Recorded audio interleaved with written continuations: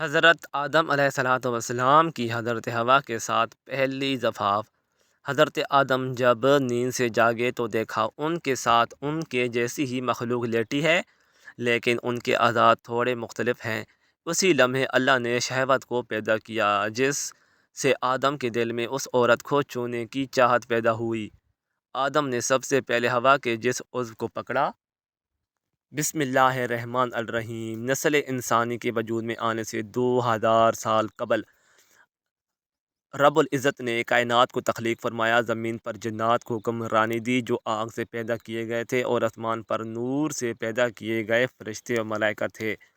وہ ہر وقت عبادت الہی میں مصروف عمل رہتے۔ جنات آگ سے پیدا ہونے کی وجہ سے آتش مزاج کے حامل تھے۔ سرکشی، بغاوت، دنگا فساد اور خون ریزی ان کی سرشت میں شامل تھی۔ جب زمین پر جنات کا لڑائی جھگڑا حد سے بڑھ جاتا تو اللہ ذوالجلال آسمانوں سے فرشتوں کے لشکر بھیجتے جو ان سرکش جنات کو مار مار کر سمندری جزیروں اور ویران پہاڑی علاقوں میں بھگا دیتے۔ ایسی ہی ایک خون ریز لڑائی کے دوران فرشتوں کو ایک ویرانے میں جنات کا ایک معصوم سا بچہ روتا ہوا ملا۔ اس کے والدین شاید جنات کی جنگ میں کام آ چکے تھے۔ فرشتوں کو اس معصوم صورت جن بچے پر ترس آ گیا، چنانچہ رب کائنات کی اجازت سے فرشتے اس بچے کو آسمان پر لے آئے، جہاں وہ اللہ تعالیٰ کی عطا کردہ ذہانت کی بنا پر بہت جلد معلم الملکوت کے نام سے پکارا جانے لگا۔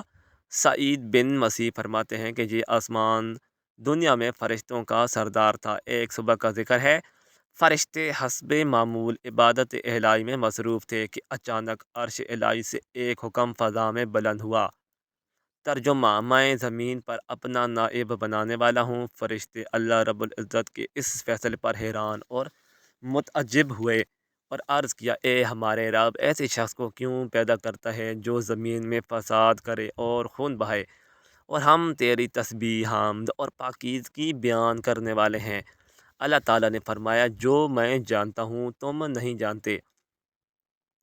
حضرت قتادہ رحمۃ اللہ علیہ فرماتے ہیں کہ فرشتوں کو اس بات کا علم کہ انسان دنیا میں فساد، خون ریزی کرے گا، اس طرح ہوا کہ وہ دنیا میں جنات کے فساد اور خون خرابے سے بخوبی واقف تھے۔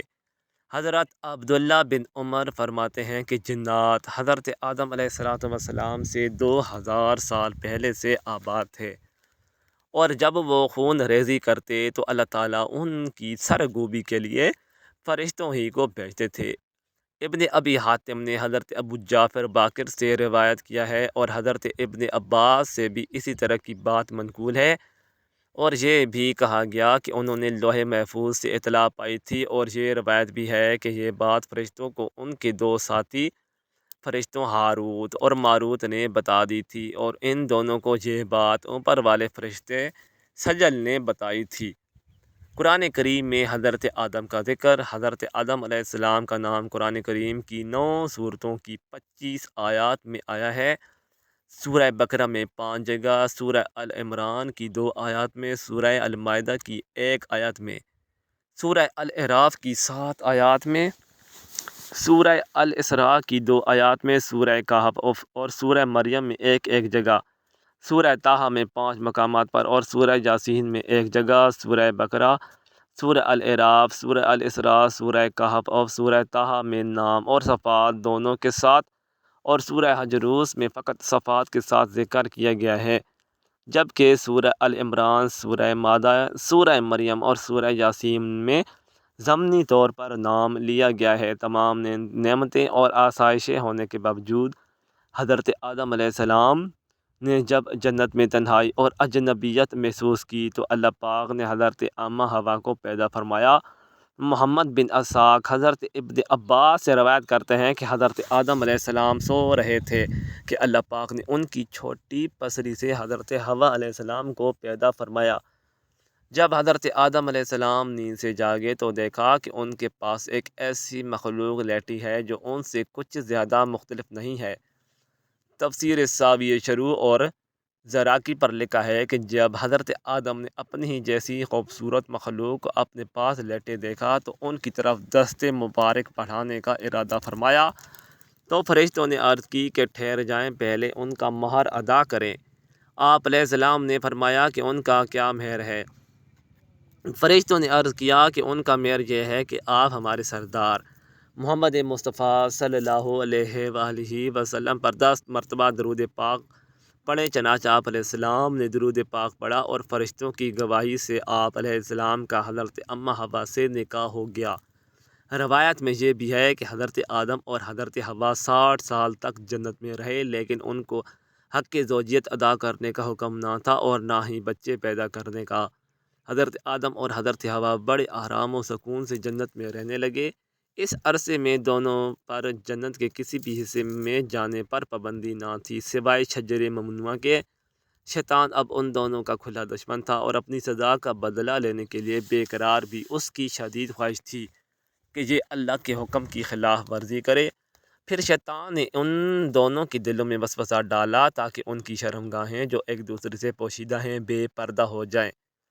حضرت آدم علیہ السلام اور حضرت حوا علیہ السلام کے لباسوں سے متعلق یہاں پر 2 طرح کی روایت ہیں۔ ایک روایت تو یہ ملتی ہے کہ جنت میں ان دونوں کا لباس بھی جنتی تھا جس میں ان دونوں کے سروں پر تاج بھی تھا، جبکہ دوسری روایت کے مطابق ان کے جسم جنتی درختوں کے پتے تھے جن سے ان کے ستر ایک دوسرے سے پوشیدہ تھے۔ اب شیطان روز ان کے دلوں میں وسوسے ڈالتا اور ایک دن کہنے لگا، تمہارے رب نے تم دونوں کو اس درخت سے اس لیے منع فرمایا ہے کہ کہیں یہ پھل کھا کر تم دونوں فرشتے نہ ہو جاؤ یا کہیں ہمیشہ زندہ رہنے والے میں سے نہ ہو جاؤ۔ شیطان کی شیطانی اور بہکاوی باتیں سن کر حضرت حوا سوچنے پر مجبور ہو گئیں۔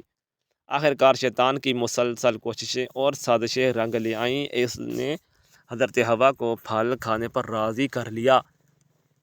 ایک دن حضرت حوا نے حضرت آدم علیہ السلام سے کہا کہ ہم اس شجر ممنوعہ کا ذرا ذائقہ کھا کر تو دیکھیں، آخر وہ کیا راز ہے جو اللہ نے اسے کھانے سے منع فرمایا ہے۔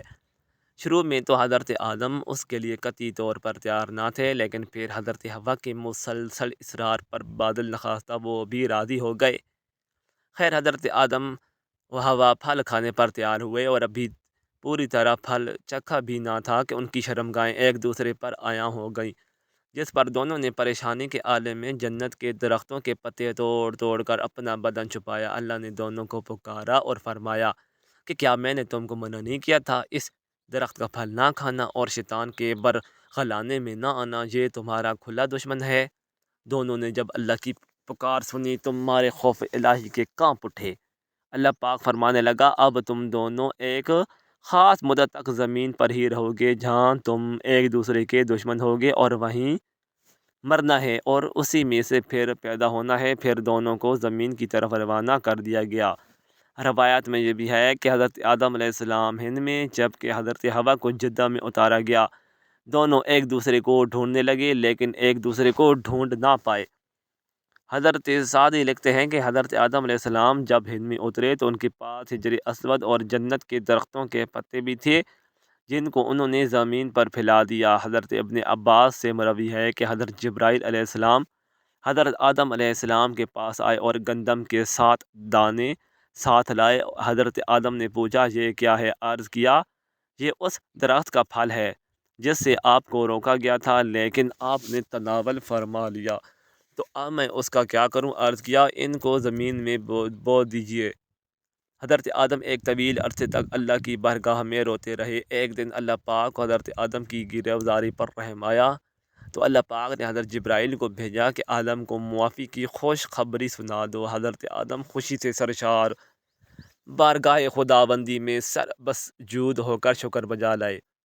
پھر حضرت جبرائیل علیہ السلام انہیں لے کر مکہ آئے جہاں حضرت آدم نے کعبہ شریف کی بنیاد رکھی اور حجر اسود کو کعبہ کی دیوار پر نصب فرمایا اور اس کا طواف کیا۔ طواف سے فارغ ہو کر حضرت جبرائیل انہیں جبل عرفات پر لے گئے جہاں حضرت حوا تشریف فرما تھیں، لیکن طویل عرصے کی جدائی اور حالات نے بہت سے جسمانی تغیرات پیدا کر دیے تھے،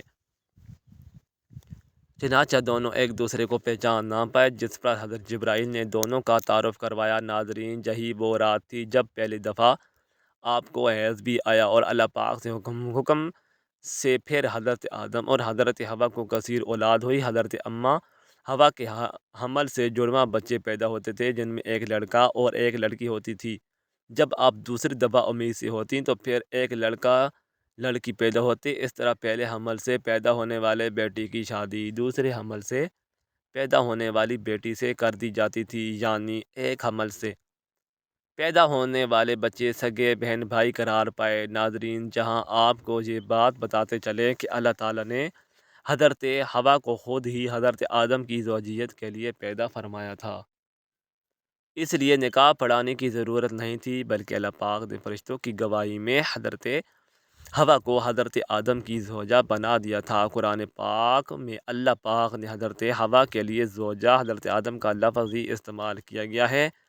ناظرین، فرشتے حضرت آدم کی پیدائش سے آزمائے گئے، جبکہ انسان کو بھی اللہ پاک آزمائش میں مبتلا کرتا ہے کہ کون فرما برداری کرتا ہے اور کون نافرمانی کرتا ہے، اور جو دنیا و آخرت کے بارے میں غور و فکر کرتا ہے وہ ایک دوسرے پر فضیلت جان لیتا ہے اور پہچان لیتا ہے۔ دنیا آزمائش کا گھر اور فنا ہونے والی ہے، جبکہ آخرت بدلے کا ہمیشہ باقی رہنے والا گھر ہے۔ لہذا ناظرین، ہمیں چاہیے کہ ہم ان لوگوں میں سے ہو جائیں جو دنیا کی ضرورت کو آخرت کی ضرورت پر وار دیتے ہیں، اور بے شک نیکی کے توفیق اللہ پاک ہی کی طرف سے ملتی ہے۔ مزید اچھی ویڈیوز کے لیے چینل کو ضرور سبسکرائب کریں، ویڈیو کو لائک اور شیئر کرنا نہ بھولیں۔ شکریہ۔